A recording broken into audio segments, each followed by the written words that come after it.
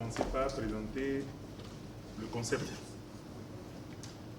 de notre West African Challenge Cup. Nous avons écrit que c'est un nouveau modèle économique de gestion de la pré-saison en faveur des clubs qualifiés pour la Ligue des Champions ou pour la Coupe CAF. Vous savez, dans chacun de nos pays africains, il y a un championnat de football et à la fin de ce championnat, il y a un champion. Ce champion représente le pays à la Ligue des Champions. Et l'autre compétition statutaire de la CAF, c'est la Coupe CAF. Dans certains pays, c'est l'équipe vice-championne qui est retenue pour disputer la Coupe CAF, donc représenter son pays à cette deuxième compétition. Dans d'autres pays, c'est l'équipe victorieuse de la Coupe nationale qui est retenue pour participer à la Coupe CAF pour le compte de son pays. Alors, il se fait que ces compétitions, que ce soit la Coupe CAF ou la Ligue des Champions, interviennent dans une période charnière où les championnats sont en train de se terminer, bien sûr, ou sont terminés, et où, dans les pays concernés, la nouvelle saison n'est pas ouverte. Donc, on parle de pré-saison. Et quand on renforce l'effectif, les nouveaux joueurs ont besoin de faire en sorte que la mayonnaise puisse prendre. Donc, c'est une période un peu complexe. Complexe en ce sens que pour tester ou pour mettre en place un schéma de jeu au niveau de son équipe, on a besoin nécessairement de faire des matchs amicaux. Mais il se fait que ces clubs qui sont qualifiés pour ces compétitions continentales ont des difficultés à faire des matchs amicaux de bonne facture. Quand je parle de bonne facture, c'est rencontrer une équipe qui vous oppose une forme de résistance qui vous permette de jauger vos éléments. La plupart des équipes, ou toutes les équipes qui ne sont pas qualifiées pour une compétition continentale, sont au cours de cette période-là en vacances ou traînent les pas à faire du recrutement.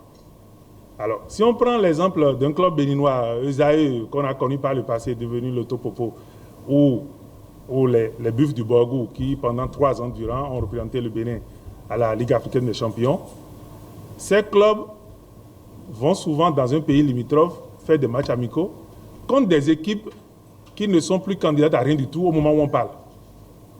Parfois ou très souvent, ces équipes sont déjà en vacances et le coach demande aux joueurs de venir ou prendre des joueurs à gauche et à droite pour pouvoir honorer l'engagement pris vis-à-vis de l'adversaire béninois qui a besoin de matchs amicaux. Nécessairement, nos clubs n'arrivent pas à se préparer comme il faut. Mais ce qui est valable pour le Bénin est valable aussi pour le Togo, pour le Burkina Faso, pour le Niger, pour le Congo, ainsi de suite. Donc nous, on a inventé cette compétition-là de pré-saison pour que ce soit les équipes qualifiées pour l'une quelconque des deux compétitions continentales qui se retrouvent à Cotonou. Ainsi, les années à venir, je l'extrapole déjà, en faisant un championnat au Nigeria, au Togo, au Niger, au Congo, on dira si nous nous qualifions, si nous sommes champions, nous nous qualifions pour la Coupe CAF ou la Ligue des Champions, nous irons nous préparer à Cotonou. Donc Cotonou se pose comme le lieu où l'Afrique vient se préparer. C'est ça le concept. Ce n'est que ça. L'intérêt économique. L'intérêt économique, c'est que les clubs dépensent moins d'argent en faisant un seul voyage en direction du Bénin, je parle des clubs étrangers, pour participer à un tournoi bien organisé qui leur offre l'opportunité de disputer au moins 3 matchs internationaux contre des clubs qui ne sont pas en vacances. Pour jouer un match amical contre un club béninois parce qu'on est togolais, et un autre match amical contre un club nigérien parce qu'on est togolais, et un troisième match amical contre un club nigérien, on doit faire 3 voyages, réserver des hôtels, billets d'avion ou prendre des bus et aller par voie de terre. Mais lorsqu'on vient prendre part au West African Challenge Cup, on fait un seul voyage. Et mieux, on n'est pas concerné par l'organisation matérielle de la rencontre. Donc du coup, on fait un seul voyage, on est logé, on est nourri, on a un lieu d'entraînement et on va faire des matchs amicaux internationaux contre des pays qui se retrouvent au même endroit que soi. C'est ça l'intérêt économique. L'intérêt sportif, c'est qu'on ne prend pas à une compétition au même titre que d'autres clubs qui ont intérêt comme soi à se livrer, contre d'autres clubs qui ont le même profil que soi. Si l'équipe championne du Togo venait ici, ce serait pour jouer contre des équipes qui, elles aussi, ont besoin de se jauger, donc des joueurs qui ont besoin d'y aller à fond pour convaincre le coach de ce qu'ils feront l'affaire. Donc ce ne sont pas des joueurs qui vont traîner les pas parce qu'ils ont peur de se blesser ou parce qu'ils viennent des vacances et qui ne sont pas physiquement affûtés ou alors parce qu'ils sont toujours en vacances. C'est ça l'intérêt sportif. Alors, les clubs béninois, nous avons le directeur général de la Loterie nationale du Bénin, président de Loto Popo, équipe championne du Bénin, et les Buffs du Borgou. Loto Popo et les Buffs du Borgou ont l'opportunité exceptionnelle de faire des sparring, des matchs amicaux avec des clubs qui sont engagés dans une campagne africaine et qui ont des objectifs à atteindre. Donc ce qui est valable pour les clubs que nous invitons, qui ont besoin de jouer, est valable pour Loto Popo et pour les Buffs du Borgou.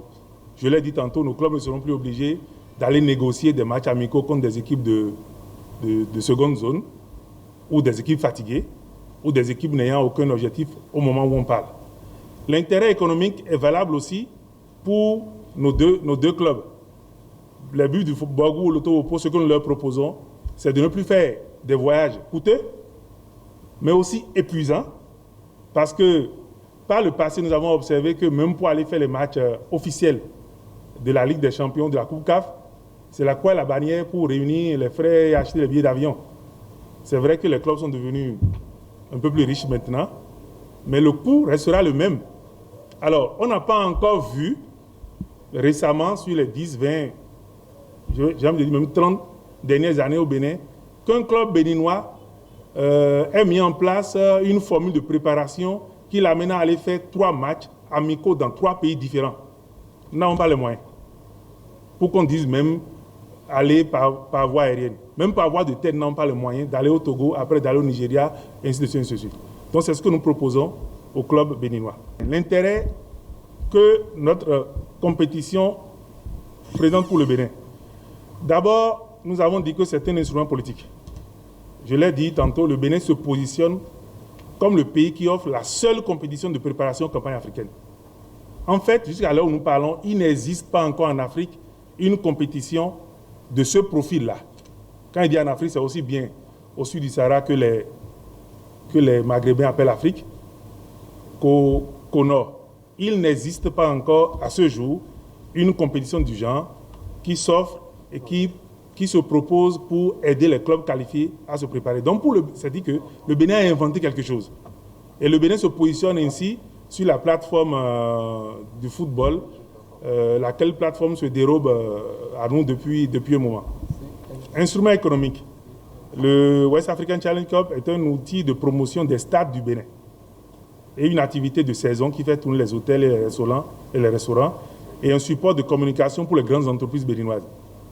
Lorsque nous faisons un match dans un stade qui est au Bénin et que ce match-là, les images sont reprises ou les vidéos sont reprises par les pays dont les clubs sont avec nous, nécessairement nous faisons la promotion de nos infrastructures.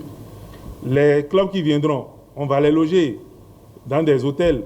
On dira que les hôtels vendaient avec de la clientèle, mais ça le fait quand un hôtel en arrive à recevoir 40 personnes en même temps, une délégation de 40 personnes, et doit les loger, les nourrir. Ça fait une activité de saison. Et les entreprises béninoises aussi, qui sont toujours à la recherche de la foule, parce que c'est avoir un maximum de gens et leur vendre un produit ou un service.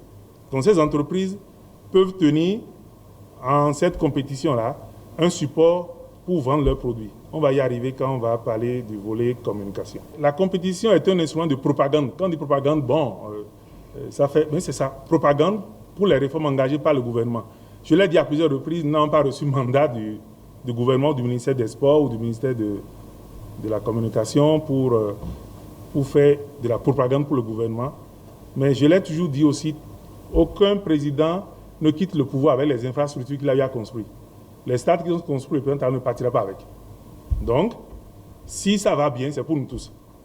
Alors, le tournoi est conçu pour être un support de communication supplémentaire au service des réformes engagées par le gouvernement et conduites par le ministre des Sports dans le secteur du sport. Donc, il y a beaucoup de réformes. On va développer vous allez voir ce que nous offrons à ce ministère-là pour qu'il puisse se saisir de ce tournoi pour mieux vendre, en griffe, tout ce qui se fait actuellement. Outils de promotion des sociétés sportives. Nous avons aménagé des espaces pour que, en dehors des buffles ou de l'autopopo, les sociétés sportives qui ont été créées et qui sont propriétaires de clubs professionnels puissent quand même avoir des espaces pour faire leur promotion. Si je prends, je vais dire Coton Sport, bon, ok, je dis Coton Sport du Bénin. Si je prends Coton Sport du Bénin, propriétaire de l'équipe qu'on appelait encore Taneka sous peu, ceux qui travaillent dans la société qui a créé Coton Sport ne sont pas nécessairement tous au fait des ambitions placées à cette initiative. Donc, toutes les sociétés qui ont mis en place, ou toutes les entreprises qui ont eu à mettre en place des sociétés sportives, ont besoin d'expliquer aux agents, aux cadres, pourquoi nous sommes allés dans la direction indiquée par le président de la République, pourquoi nous le faisons. Ce n'est pas quelque chose de superflu, ainsi de suite. Donc, nous, on offre ces espaces-là pour que les responsables des sociétés sportives puissent présenter leurs projets sportifs. Parce que le projet sportif de l'Autopopo n'est pas le projet sportif des buffles du Borgou. Le projet sportif de Coton Sport n'est pas nécessairement le projet sportif, n'est pas du tout le projet sportif de l'ASPAC. Parce que chaque club a un profil donné et a des ambitions, et les ambitions ne se ressemblent pas. On peut dire gagner le titre ou jouer le maintien. Même si tout le monde veut gagner le titre, tout le monde n'a pas les mêmes objectifs. Donc, il faut qu'ils viennent. On a recruté des directeurs sportifs. Il faut qu'ils viennent défendre leur dossier, expliquer le projet qu'ils ont mis en place pour que tout le monde soit au courant et qu'au-delà même de ceux qui travaillent dans ces entreprises-là, que nous-mêmes, que le public comprenne et que ceux qui sont à la traîne ou ceux qui traînent les pages, je préfère dire ça, comme MTN, comme Move, comme les 13 banques que nous avons et qui n'ont pas encore trouvé un intérêt à s'inscrire dans le processus engagé par le chef de l'État, peut-être prennent exemple sur ce qui se fait. Donc voilà pourquoi nous avons ouvert des lucarnes pour les sociétés sportives. On continue. La charpente du tournoi. Le profit des clubs invités. Alors, les clubs invités satisfont à l'un des deux critères ci-après. Nous l'avons dit. Être sacré champion de son pays est retenu pour prendre part à la Ligue africaine des champions. Être sacré vice-champion de son pays ou vainqueur de la Coupe nationale est retenu pour disputer la Coupe CAF. Donc, quand vous n'êtes pas dans ce schéma-là, vous ne nous intéressez pas. Parce que nous estimons que peut-être que vous ne serez pas suffisamment engagé. Les clubs étrangers retenus. Assa Enenga, du Burkina Faso, vainqueur de la Coupe du Faso, dont représentant du Burkina Faso à la Coupe CAF. L'US Gendarmerie nationale, l'Union sportive de la Gendarmerie nationale du Niger, équipe championne du Niger. Nigeria, Aqua United du Nigeria. Nous avons des équipes championnes. Leur championnat se termine le 8. C'est l'équipe qui nous a un peu posé problème parce que je dois vous expliquer qu'en fait, nous ne pouvons pas attendre la fin des championnats dans les différents pays et dire que nous voulons faire une compétition. Personne ne nous prendra au sérieux.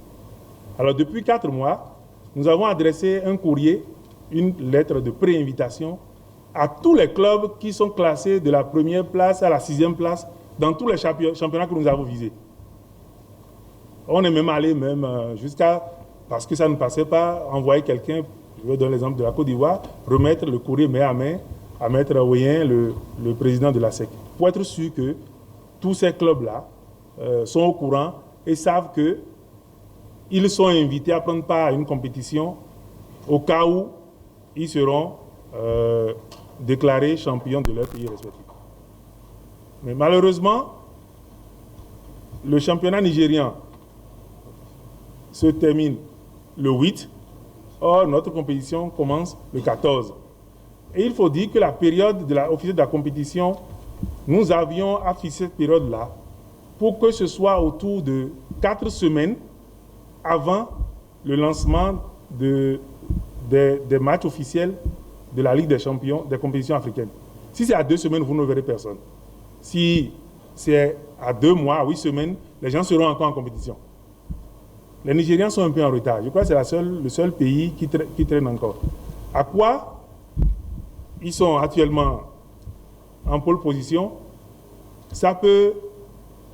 Ils peuvent dégringoler à la dernière minute, mais toujours est-il que ils sont, ou ils font la Ligue des Champions, ou ils font la Coupe CAF. Donc, eux, ils estiment qu'ils sont déjà champions. C'est notre cher ami, je le dis en griffe, Victor Ikeba, qui est le manager, avec qui on est en contact pratiquement tous les jours. Aujourd'hui, on s'est encore appelé 2 fois. Donc, voilà ce qui est du Nigeria. Nous, on a osé mettre champion du Bénin, alors que le Nigeria ne les a pas encore sacrés officiellement. Champion du Nigeria. Du Nigeria, pardon. On continue. Vita Club, RD Congo. C'est vrai que la compétition l'a appelée West African Challenge Cup et on découvre une équipe de l'Afrique centrale. C'est qu'on voudrait un peu éviter aussi de rester dans l'entre-soi. On voudrait permettre au club, puisque la Ligue des Champions n'est pas une compétition de l'Afrique de l'Ouest, et la Coupe CAF n'est pas non plus une compétition de l'Afrique de l'Ouest. Donc nous avons voulu, bien que ce soit, d'un point de vue générique, une compétition réservée au club de l'Afrique de l'Ouest, nous avons voulu attirer vers nous d'autres formes de football, d'autres régions. C'est la première édition, c'est pourquoi on n'ose pas aller vers Al-Ahly, Zamalek, parce que, comme on l'a dit, sans nous jeter de l'opprobre, quand Zamalek dira « nous sommes allés nous préparer à Cotonou », on dit « pour aller où ?» Nous ne sommes pas encore une référence. Mais nous allons devenir cette référence-là. Donc, ce n'est pas la qualité de notre organisation que nous pourrions capter ce type de club parce qu'ils savent qu'au plan sanitaire, au plan sécuritaire, et que les matchs, les séances d'entraînement même, qu'il n'y aura pas de but sans filet, qui viendront à nous. Donc, c'est Vita Club du Congo, équipe championne, déchue, parce qu'ayant utilisé un joueur validé par la Fédération congolaise de football, la fédération s'est dédiée après en disant non, on l'a validé, mais ce joueur-là, administrativement, n'est pas. Bref, c'est l'équipe sur le terrain, c'est l'équipe championne, mais qui administrativement a été déçue et qui s'est retrouvée en 2e position pour faire la Coupe CAF. Alors, la formule de la compétition. 4 équipes étrangères, 2 équipes béninoises. 2 groupes A et B, de 3 équipes chacun. Match de poule, l'équipe classée première par poule est qualifiée pour faire la finale. On aurait pu dire linéaire, c'est-à-dire 6 équipes et chaque équipe aurait 5 matchs. Mais ça va être compliqué pour les équipes de jouer 5 matchs en une semaine et ils risquent d'épuiser les joueurs. 5 matchs en une semaine, c'est pratiquement un match tous les jours. Donc, ce n'est pas encore la compétition, c'est la préparation. Mais si vous tuez déjà la préparation, vous ne serez plus frais pour faire la compétition.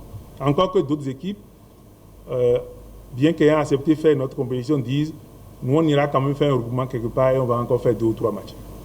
Donc voilà la formule qu'on a retenue. Mais pour que les équipes aient au moins 3 matchs, nous avons décidé, en dehors des matchs de poule, donc qualificatifs pour la première place, leur faire jouer des matchs de classement pour pouvoir hiérarchiser à la fin, mais ça leur permet d'avoir un 3e match. Donc ça fait pour chaque équipe 3 matchs.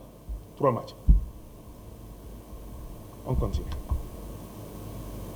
Les dates, c'est du 14 au 22 août. Je crois que tout le monde est au courant. On lance le 14, le 22, on fait la finale. Les stades, je sais qu'il y a beaucoup de questions. Après, les stades, c'est le stade Charles de Gaulle de Votrovo, le stade Saint-Louis de Semekrake.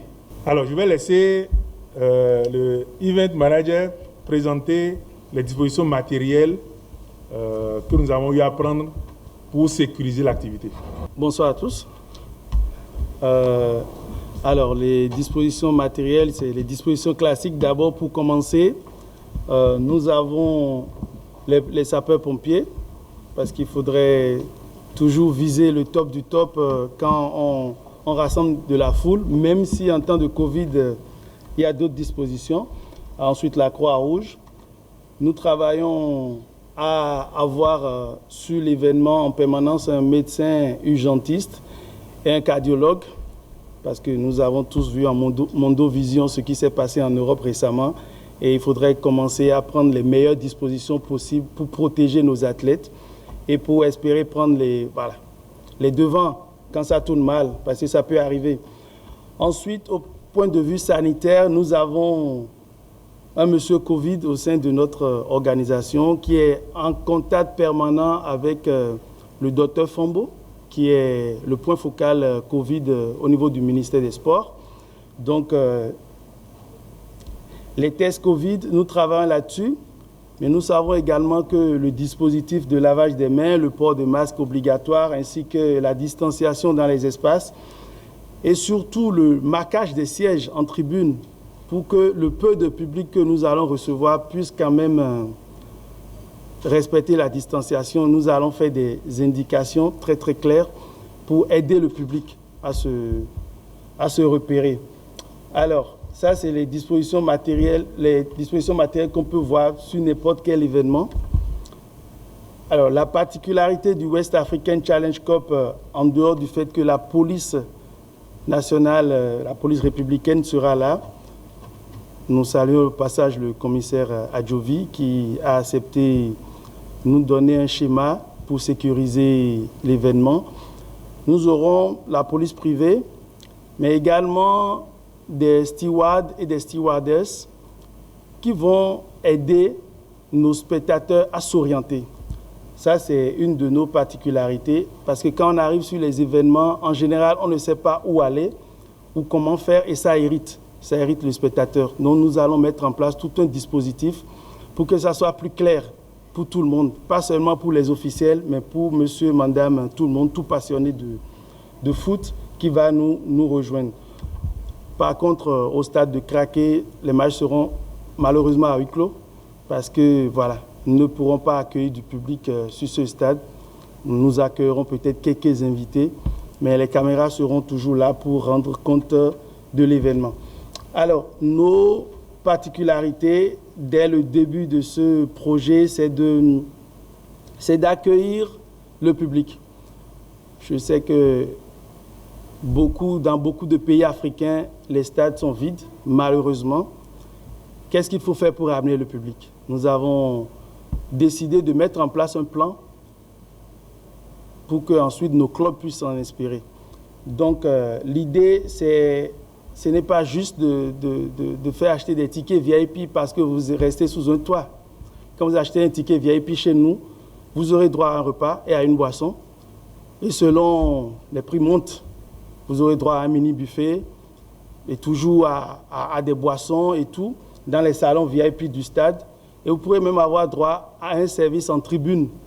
C'est des spécificités que nous comptons importer au Bénin pour attirer le public, pour que les gens commencent à revenir au stade, parce que c'est une activité récréative. Un match de foot est une activité récréative et ce n'est pas, voilà, on ne vient pas pour courir dans tous les sens quand on est dans un stade de foot. Nous allons tout faire pour que ça soit très bien organisé, pour que les gens aient envie de revenir et que ceux qui viendront le 14 aient envie de revenir le 22 août pour se dire, tiens, l'ouverture a été belle, la finale le sera encore plus. Ensuite, l'accès à Internet dans les tribunes. Je sais que pour les journalistes, les professionnels, c'est important. Mais nous allons mettre en place l'accès pour certaines personnes qui auront acheté des tickets VIP pour pouvoir rendre compte de l'événement. En fait, ça nous arrange. Parce que quand vous faites un selfie depuis notre événement avec le hashtag qui a été mis en place ou non, tous vos amis sont au courant, en fait, d'où vous êtes et de l'événement duquel vous vous rendez compte. Donc, vous devenez aussi un porteur de ce projet. Donc, c'est pour ça que nous aurons le service Internet en tribune. Et avant que le match ne commence, dès l'arrivée des gardiens de but sur la pelouse, nous allons débuter les jeux concours pour égayer le public, faire participer le public, être un peu plus interactif pour que ceux qui ne voudront pas forcément regarder un échauffement puissent quand même se dire, tiens, il y a quelque chose qui se passe sur la pelouse. Tout le monde pourra participer. Il n'y a pas que les gens de la tribune riche qui pourront participer. Nous avons mis en place un département jeu qui pourra aller suggérer à tout spectateur, est-ce qu'il a envie de venir faire un penalty, par exemple, mais dans un espace restreint, parce que les joueurs, les deux équipes seront à l'échauffement, parce que c'est le format international. Nous avons déjà discuté avec nos coordonnateurs de match formés par la FIFA et ils vont nous créer un couloir pour le faire. Par contre, à la mi-temps, nous avons le droit d'utiliser les buts. Donc, nous allons prendre un but du stade et à la mi-temps, faire encore une dizaine de minutes de jeu et donner beaucoup de cadeaux et donner la priorité aux filles, aux femmes et aux jeunes garçons. Donc, l'idée, c'est de ramener le public au stade. Et au Ghana, le président de la fédération, Kurt Krakou, qui est un ami, il a mis en place tout ce programme il a dit « Bring back the love ». Pourquoi pas? Nous aussi, pourquoi ne pas ramener l'amour du foot au niveau du stade? Et nous avons beaucoup d'ingrédients pour amener le public. Le peu de public partant de Covid, nous le ramènerons au stade. Merci. Bonjour à tous. Il est évident qu'un événement comme celui-là n'existerait pas si les médias n'étaient pas à nos côtés. Alors, c'est tout un plan qui a été concocté pour faire en sorte que les médias puissent être de la partie.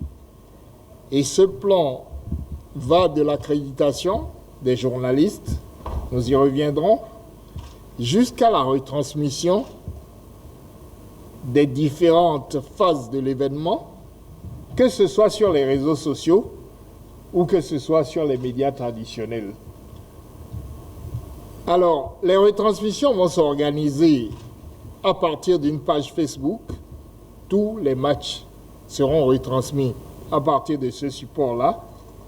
Mais nous aurons aussi exclusivement radio et télé un partenariat avec le RTB. Ça signifie tout simplement que le partenaire de l'événement, ce soit avant tout la radio nationale, la télévision nationale. C'est là que les choses vont se jouer.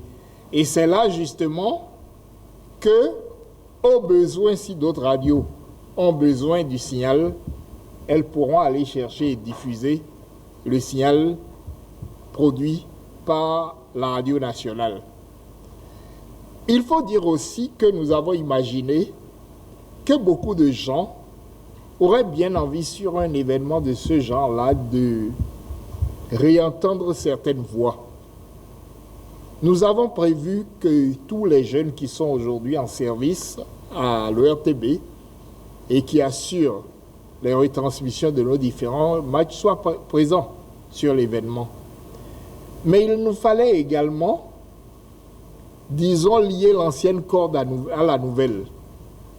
Et voilà pourquoi ce tournoi a envie de ramener parmi nous quelques voix que vous avez entendues et qui vous ont bercé, en tout cas moi qui m'ont bercé, dès le début de mon attraction pour le journalisme sportif. C'est des noms qui sont connus. Quand on vous dit Moufliadi, vous ne vous étonnez pas de le voir sur une retransmission de match de football. Il est dans la salle, il sera à nos côtés. Donc, je vais lui demander de se lever pour que vous puissiez le reconnaître.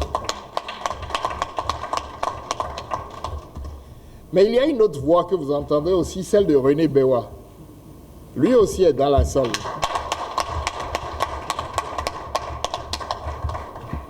Et puis nous sommes allés chercher plus loin encore.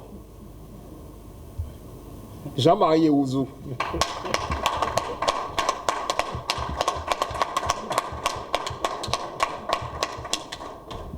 Vous aurez toutes ces voix-là lors des différentes retransmissions. En même temps que nous aurons une un peu plus récente, Angelo Amoussou, qui sera également de la partie. Il n'est pas là actuellement parce qu'il est dans la Pandjari, dans le cadre de ses nouvelles fonctions, mais il va nous rejoindre, c'est une chose sûre, puisque nous avons son accord. En dehors de cela, vous aurez un certain nombre de consultants, comme on sait très bien le faire ailleurs et ce que vous aimez bien quand vous regardez les matchs sur d'autres chaînes ou que vous écoutez les retransmissions. Nous aurons par exemple Edmé Kodjo qui sera avec nous, mais il y aura aussi Jimmy Adjovi Boko, Et ces personnes-là pourront véritablement parler technique au cours des retransmissions pour que vous puissiez les suivre avec beaucoup d'intérêt. Alors, une fois que ça c'est dit, n'oublions pas la partie, je vous l'ai dit tout à l'heure, ORTB. En dehors des retransmissions, il est prévu que des lucarnes sur la télévision existent. Nous en aurons une bonne dizaine. Pourquoi des lucarnes? Parce qu'il faut nécessairement, pendant tout le courant de cet événement, que tous les jours, une fenêtre s'ouvre pour parler du sport, pour parler du football, mais pour parler aussi de son évolution au Bénin. Pour parler de son évolution de tous les points de vue, pour dire à chaque fois où est-ce que nous en sommes aujourd'hui. C'est l'occasion, par exemple, d'expliquer les réformes qui sont en cours. C'est l'occasion d'expliquer ce qu'est une société sportive. C'est l'occasion de préciser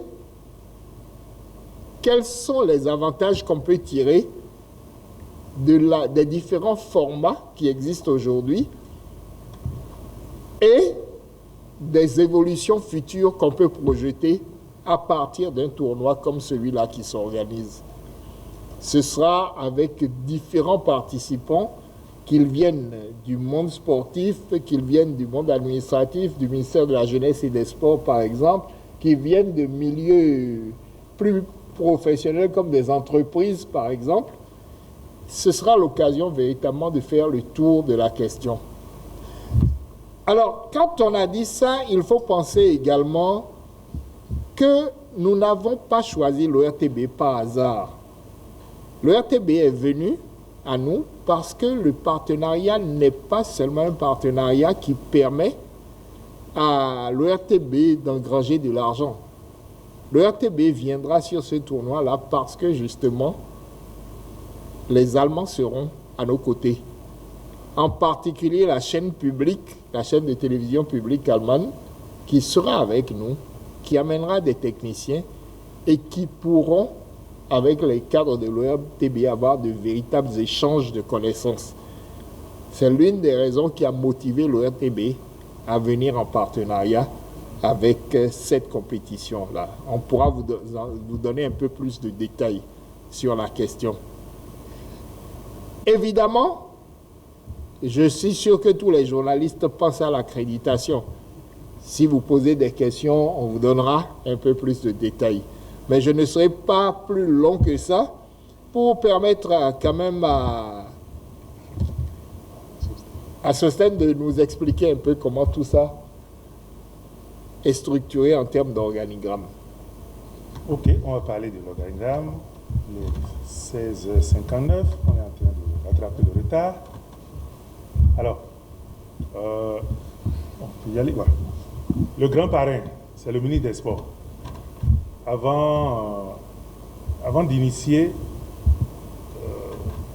le West African Challenge Cup, nous sommes allés le voir, nous ne sommes pas le voir en tant qu'amis.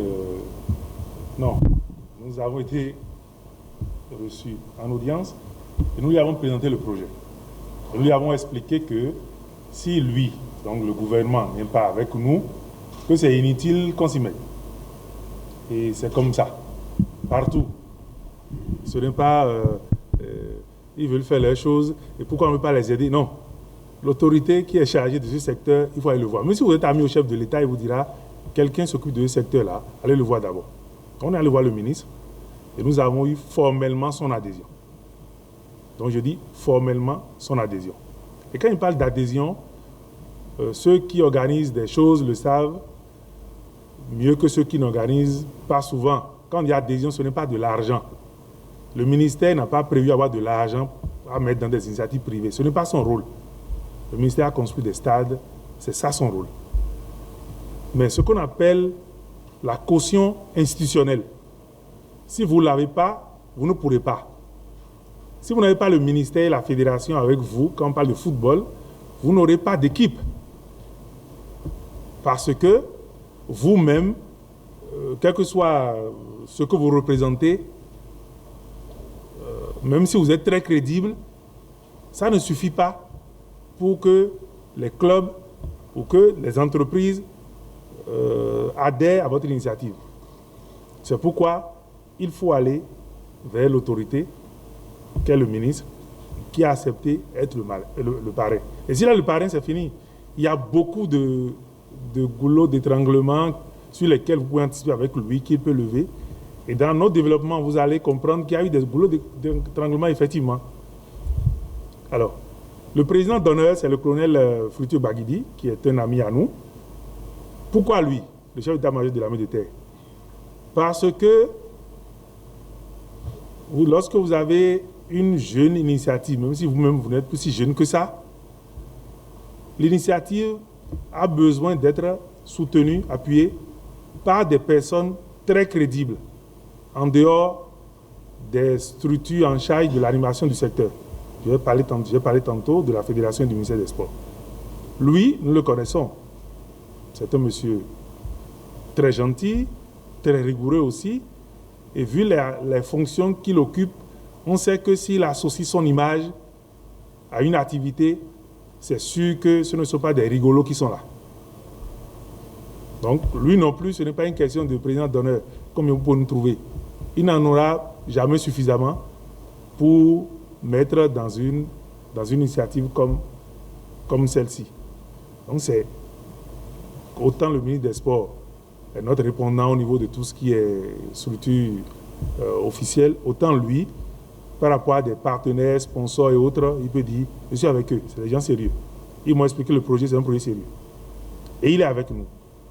C'est un tonton, comme je le dis souvent, que je n'aime pas traîner, parce que si vous l'invitez, il va venir. Mais s'il vient, il va laisser beaucoup de choses. Donc, on lui a demandé que pour le moment, il n'est pas obligé d'être là. Les conseillers à l'organisation, Jean-Marc Adjoui Bokor, qui fait beaucoup, qui fait même des dépassements de fonctions, comme on le dit, parce qu'il est conseiller technique du ministre des Sports, mais on le voit sur d'autres fronts. Donc il est avec nous pour l'organisation.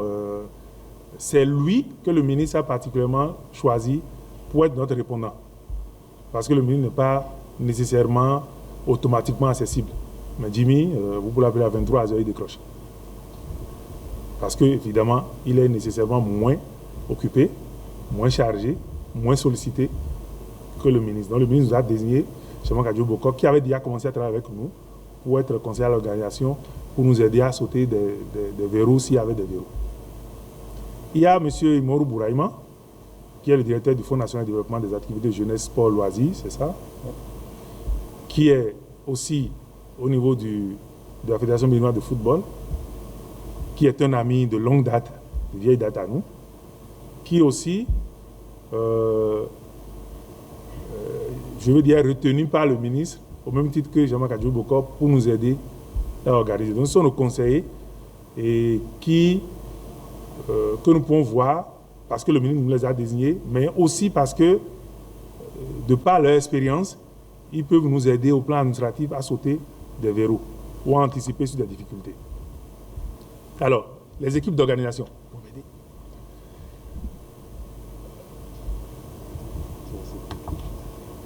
Les équipes d'organisation, le directeur général du tournoi, c'est moi, vous me connaissez.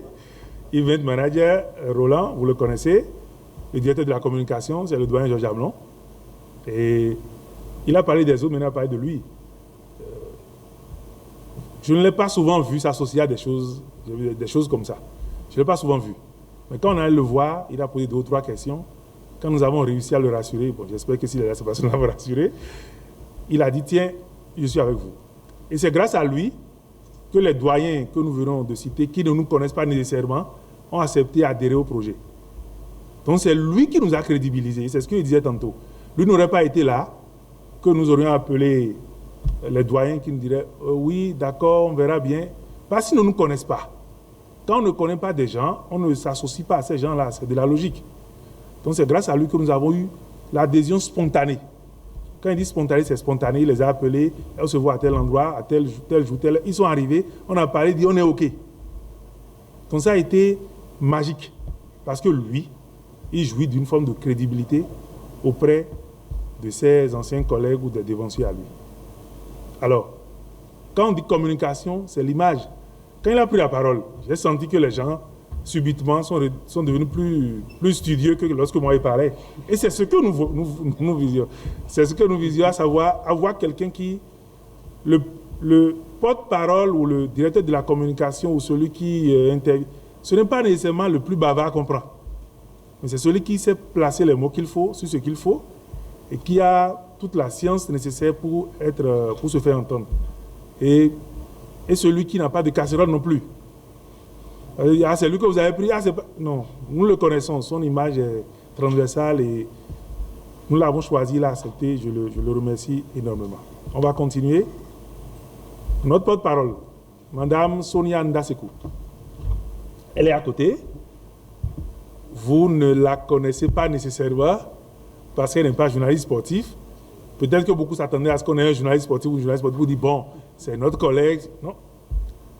On a voulu avoir une femme qui porte la parole, mais on a voulu surtout avoir, c'est pas nécessairement FIFA qui veut faire que les femmes... Non, c'est avoir une image, c'est avoir quelqu'un qui par son image puisse nous ouvrir d'autres horizons. Qu'on ne reste pas dans l'entre-soi comme je le dis. Vous voyez, beaucoup la découvrent et vous allez la voir souvent. Quand on va dire, c'est qui celle-là? Elle parle de sport, c'est qui? Tous ceux qui la connaissent, les milieux dans lesquels elle a eu à prester, elle va capter, attirer vers nous tous ces milieux-là. C'est l'autre objectif, ça. En dehors de tout ce qu'elle a comme bagage et qui fonde notre confiance en elle. Elle parle anglais, elle parle chinois, donc. Nous avons le Nigeria qui viendra, voilà. Donc, elle pourra, et au plan de la visibilité à donner au tournoi. Ce n'est pas un tournoi francophone, vous voyez. Et les canaux que nous avons pour faire passer beaucoup d'informations, elle sera utile. Je ne parle pas des Chinois, je parle des anglophones de l'Afrique. Nos attachés de presse. Mais avant ça, je ne sais pas s'il est là, Pérez, le truc là. Oui, il n'est pas là, évidemment, il est sur d'autres fronts. Il va m'assister pour beaucoup de choses. Nos attachés de presse sont là. Il y a Foulelou Saliou, il est là. Foulelou, Foul. Voilà, nos attachés de presse. Rolando Kouchan, Damien Tolomissi, tout le monde les connaît, c'est des journalistes sportifs. Parce que nous aurons tout ce que nous venons de dire, eux, ils auront à relayer, ils auront à prendre des aspects et à mieux les expliciter pour que tous ceux qui ne sont pas ici comprennent les choses. Donc, souvent on a un seul attaché de presse, mais pour les grands événements, on n'en a pas que seul. Donc, on en a 3. On continue. On est sur la fin. Le coordonnateur général des matchs, c'est M. Wahab Adam Chabi, il est là. Il est là, voilà. Président de l'ASPAC, membre du comité exécutif de la Fédération Méditerranéenne de football. Merci beaucoup. Il est avec nous. Tout le monde le connaît. Il est très discret, mais en même temps, il n'est pas inconnu. Les équipes de sécurité seront coordonnées par le commissaire Alain Adjovi. Il m'a appelé avant qu'on ne vienne pour dire qu'il ne pourra pas être présent, mais il est là pour faire le travail. Le docteur Hervé ici, qui a la clinique Saint-Raphaël, je crois, qui est un spécialiste des questions de cœur, qui est un cardiologue. Il est en prestation privée, mais c'est lui que nous avons pris pour gérer. Parce que le cœur, c'est la chose sensible. Donc, c'est lui qui va coordonner les équipes sanitaires. Les coordonnateurs de la prise en charge des clubs. Les clubs étrangers, on les prend en charge. Il n'y a pas d'eau, il n'y a pas d'eau chaude. Les repas, là, on voudrait l'avoir à 11h plutôt qu'à 11h30 parce que il y a Abraham Kenom, je ne sais pas s'il est dans la salle. Il est là, Abraham Kenom. Ghislain Tomédé, il est là aussi. Ce sont ceux-là qui vont s'occuper de ces aspects. Parce que lorsqu'une équipe dit nous, on ne peut pas commencer le match à 16h parce qu'on n'a pas mangé à l'heure, c'est la cata. Pour les questions de retransmission, l'ORTB, parce que l'antenne est censée être prise à 16h moins 5, l'ORTB n'attendra pas. Donc, on risque d'avoir à la fin 30 minutes de match qui ne passera pas sur... Donc, ces choses-là n'ont l'air de rien, mais il faut le faire. Alors, on n'a pas fini. Chargé de la rédaction du rapport technique du... Oui, nous l'avons institué. Lorsqu'on finit la CAN, la Coupe d'Afrique des Nations, il y a un rapport technique qui est produit. Et on dit l'équipe qui a gagné parce que. Et des spécialistes, des consultants, qui produisent ce rapport-là. La Coupe du Monde, on dit qu'est-ce qui a été déterminant? Ah, c'est le coaching, c'est dans le jeu, c'est les phases de transition offensive, ainsi de suite, ainsi de suite. Souvent, nous, on fait nos compétitions, que ce soit le championnat, que ce soit... Et il n'y a pas de rapport. Rapport technique, on dit l'Autopopo, équipe championne. Qui peut nous dire, aujourd'hui, au plan technique, ce qu'on peut mettre à l'actif de l'Autopopo? On ne sait pas.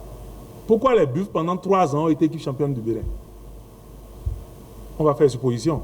Ils prennent les joueurs du Nord, ils ont la poitrine, machin. Non, il faut qu'on sorte de ces choses archaïques. Donc nous avons invité des personnes, comment on les appelle, au niveau de la CAF, là, des instructeurs. Le coach Fortuné Gléré, je ne sais pas s'il est dans la salle. Merci, coach. Le coach Fortuné Gléré, instructeur de la CAF. Le coach Ulrich Alaoutare, je ne sais pas s'il est là. Merci, coach, merci beaucoup. Docteur Lafiou Soufou, instructeur aussi. Voilà, ces 3 personnes ont pour tâche de regarder tous les matchs et à la fin, de nous sortir un rapport qui soit un rapport public pour que chacun comprenne pourquoi telle équipe, et ainsi de suite, ou quel coach a innové, qu'est-ce qu'il a innové. Ce rapport sera vulgarisé et d'autres vont s'en saisir pour dire, tiens, tel coach a expérimenté telle chose et peut-être l'appeler pour dire, coach, vous avez fait tel, ainsi de suite, ainsi de suite. Et en même temps, nous aurons un regard sur la progression. L'année prochaine, si la vie nous prête vie, ce sera la même chose.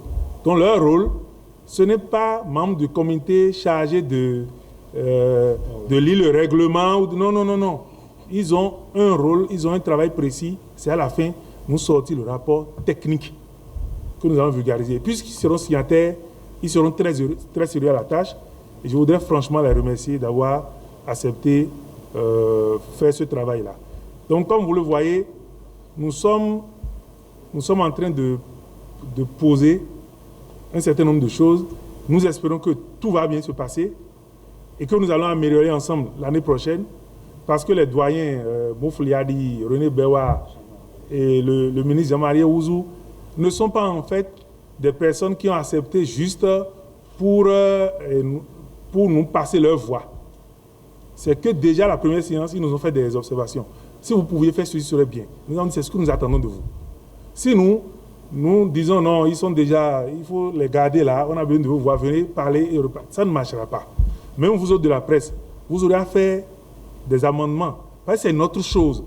Nous voudrions que tout le monde se sente concerné. C'est le Bénin qui a inventé ce tournoi qui, à l'heure où nous parlons, n'existe nulle part. Donc si nous en faisons une affaire de 3 ou 4 personnes en disant c'est notre chose, vous venez tourner à la périphérie, c'est vous qui allez commencer par vous déconnecter. Si vous déconnectez, ce n'est pas autrui qui viendra nous appuyer. Donc les techniciens dont je viens de citer les noms, aussi en dehors de leur rôle de rédacteur de l'analyse ou du rapport final, vont nous faire des amendements. Au fur et à mesure, ce n'est pas attendre la fin pour dire vous auriez dû, non, c'est au fur et à mesure. Et à la fin, nous allons ensemble écrire un mode opératoire qui chaque année sera parfait. C'est ça l'objectif. Je ne sais pas si j'ai oublié quelque chose. Je voudrais que Roland explique un peu mieux en 2 minutes la participation des 2 journalistes qui viendront de la télévision publique allemande pour qu'on comprenne ce de quoi il s'agit. Parce qu'en dehors du tournoi, ils ont une intervention qui va servir le pays en dehors du cercle sportif. Je tiens à préciser que Lucas Stelmar et Yannick Schluter, ils sont très jeunes, ils sont très compétents, c'est des spécialistes de sport et développement. D'abord, ils ont étudié à l'université de Cologne, qui est la référence pour les Allemands en matière de sport. Et donc ces 2, en effet, ils se sont beaucoup plus spécialisés sur la partie médiatique, ce qui fait que quand vous allez dans les grands stades en Allemagne, en Bundesliga, vous avez les scouts de chaque club qui viennent superviser les adversaires. Quand ils finissent le match, il y a tout un dispositif qui permet que 12 clés USB enregistrent automatiquement le match et chaque scout s'aligne auprès de l'un de ces 2 et il reçoit le match qui a été filmé, mais pas par la télévision, mais par un dispositif spécial. C'est-à-dire que c'est filmé en sorte qu'on voit 22 joueurs. Sur les 22 joueurs, on voit 21 joueurs. On ne rate que le gardien de but de l'équipe qui attaque. Donc, c'est-à-dire que n'importe quel coach qui prend cette vidéo, il connaît la position de Boateng quand Lewandowski est en train de marquer un but. Donc, il sait comment il peut contre-attaquer le Bayern. Donc, c'est une façon très spécifique de filmer le foot qui permet à tous les entraîneurs, sans y être, de pouvoir analyser les matchs. Comme ils le font bien avec la Deutsche Fußball-Liga, la Ligue allemande, ces matchs ont pu devenir accessibles sur Sky. Il y a une antenne de Sky qui est consacrée à ça. Donc, il y a Bayern Schalke, vous pouvez le regarder en ce qu'ils appellent le scouting feeding. Donc, en mode scouting feeding, des fois, on regarde, c'est pas agréable à regarder pour quelqu'un qui aime voir les zooms, les ralentis et tout. Mais pour quelqu'un qui veut analyser le jeu, c'est très, très pratique. Et comme nous passons au championnat professionnel, je pense qu'à un moment ou à un autre, notre ligue va en arriver là. Et c'est pour ça que nous anticipons un peu avec eux, pour que quand Lotto Popo voudra analyser les matchs de ses adversaires de Coton, il puisse se dire, tiens, voilà, avec ce type de technologie, nous pourrons les analyser. Donc l'idée, c'est d'amener déjà cette technologie au niveau de l'ORTB et pourquoi pas échanger avec les cadres de plusieurs clubs pour leur permettre d'acquérir cette technologie. Nous l'avons utilisée au Ghana en 2017, au Nigeria en 2018 et en 2019, en Côte d'Ivoire en 2018 également et à Paris en 2020. Et ça a permis à beaucoup de jeunes footballeurs africains, pour ce qu'on a organisé sur le territoire africain. Nous avons eu plus de 25 invitations. Les gens nous ont dit, maintenant vous avez compris comment on filme un match de foot pour que nous puissions l'analyser sans y être. Nous ne voulons pas des zooms sur des joueurs qui dribblent, mais nous voulons voir leur comportement dans l'ensemble. Et ça a vraiment été utile. Donc c'est ce modèle qu'ils vont amener, mais également le modèle télévision, parce que c'est des reporters de télévision. Donc Sportschau, c'est l'émission en clair de la télévision allemande. Donc dès que Bundesliga a fini, les matchs de samedi 15h30, dans la période de 18h30, 19h, toute l'Allemagne peut regarder les résumés. Et c'est le seul pays, grand pays actuellement en Europe où les grandes compétitions sont en clair. Ce n'est pas gratuit, pas tout le monde paye la redevance, mais ce n'est pas à la télé payante. Donc ça fait que c'est des journalistes qui ont beaucoup de métiers. Ils sont tout le temps partout. Et la région d'où ils viennent, l'antenne de Cologne couvre les plus grands clubs, à part le Bayern. Donc vous avez Schalke, Dortmund, Mönchengladbach, Düsseldorf, ainsi de suite. C'est la Mecque du football européen après Londres. C'est l'endroit où il y a la plus grande concentration. C'est le Nordrhein-Westfalen. Donc eux, ils travaillent pour VDR. Donc ça fait que quand ils viendront, ils sont très jeunes, mais voilà, ils amèneront leur drone évidemment et tout un matériel, beaucoup de matériel pour travailler sur l'événement. Ils animeront également une chaîne YouTube et ils vont faire des quiz avec les équipes. Ça va être assez drôle. Donc ils ont prévu pas mal de choses, aller vers les joueurs, faire des challenges au niveau des équipes pour que les joueurs soient un peu détendus en dehors des matchs. Donc ils ont prévu un programme comme ça et tous les jours ils posent des questions. Ils arrivent le 10, le mardi prochain. Donc ils auront quelques jours pour s'acclimater, même si je pense que le climat est assez doux actuellement. Donc voilà, on va les bichonner pour qu'ils restent en bonne santé jusqu'à la fin, qu'ils ne mangent pas tout ce qu'ils trouvent parce qu'après ils ne pourront pas être présents au stade. Donc on les attend impatiemment et ça va être pour eux une découverte. Merci. Au fait, ce que je vais ajouter en 30 secondes, c'est que le projet de départ, ces jeunes viennent parce qu'ils ont appris qu'il y a réforme au niveau du sport au Bénin et ils viennent pour réaliser d'abord un documentaire sur le projet de réforme du sport béninois. Donc ils vont prendre, on a pris contact avec les autorités, les contact du gouvernement, ils vont prendre toutes les autorités qui peuvent être disponibles. Si le chef de l'État est disponible en son temps, ils vont le prendre.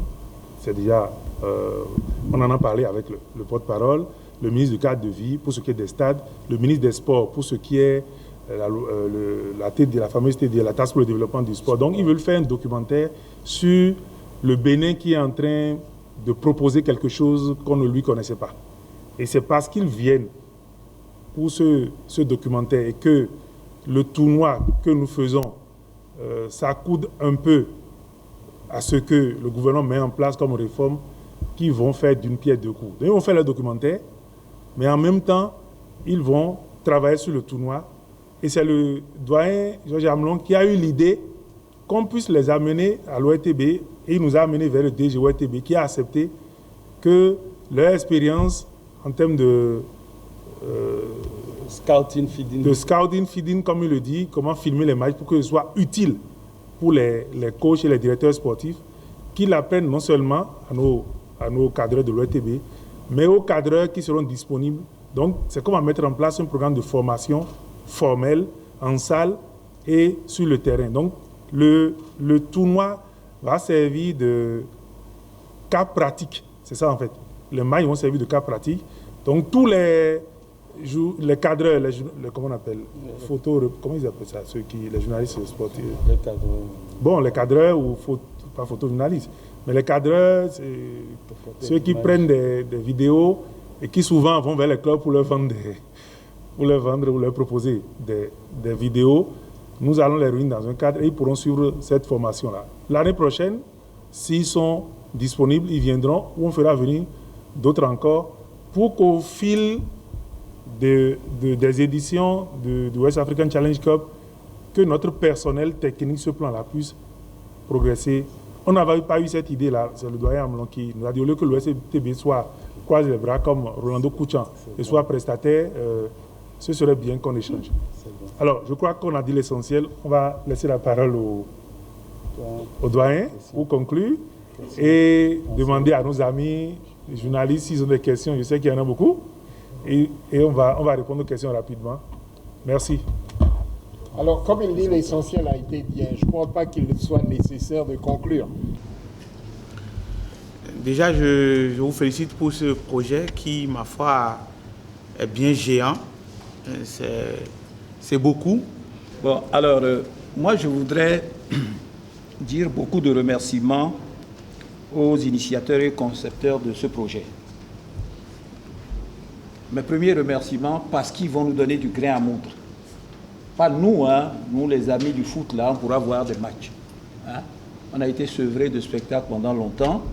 On verra des équipes étrangères et nos équipes ici évoluer devant nous. Je crois que nos journalistes, ça va nous donner de la matière. Le public viendra voir à la télé, ou bien ceux qui viendront au stade viendront, ceux qui verront à la télé verront, et ça va faire du spectacle.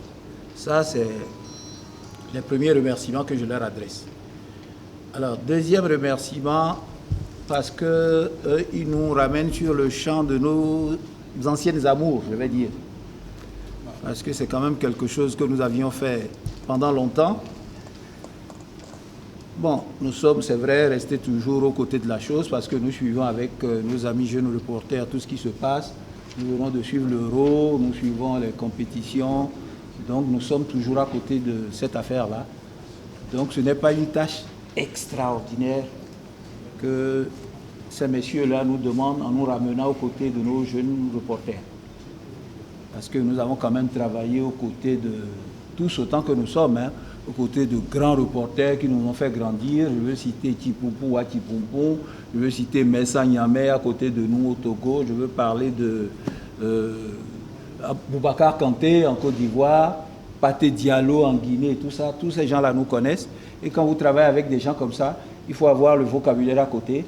Mais je suis profondément convaincu que c'est par le sport et en particulier par le football que nous allons nous signaler notre pays sur la planète Terre. J'en suis profondément convaincu. Extraordinaire le foot. Je le découvre passionnément. Je mets au boulot, j'apprends. Je vis ça de façon très intense. Et tant qu'on aura de la force physique, la force mentale suivra. On rêve sans visa. On rêve. On a le titre de champion. On a l'intention de le garder longtemps. C'est aussi le plan de Dieu que le ministre a parlé avant moi, parce qu'il a l'intention de garder longtemps le titre. Mais c'est CNCB Sport qui gère actuellement les buffles et s'organise pour reprendre sa place de... Donc l'année prochaine, nous allons reprendre la place de champion du Bénin. Michael Ibé.